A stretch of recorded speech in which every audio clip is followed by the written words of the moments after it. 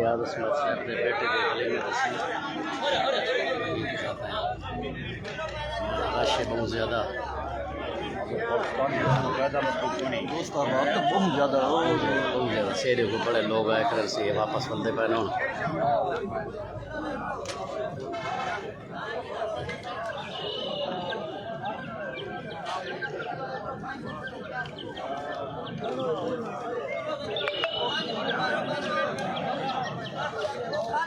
एक तो गर्मी है भी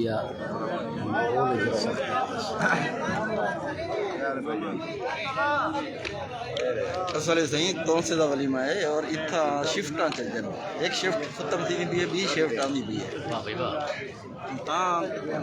नवी शिफ्ट आवन वास्ते दोस्त जेरे अंदर आंदे पे हम काफ़ी सारा रश थे खड़ाई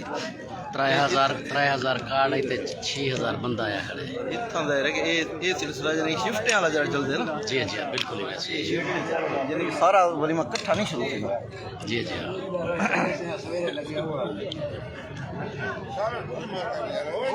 ना खावन तो कोई मसला नहीं वाला जल्द पचावन है ना वो बड़ा औखा काम है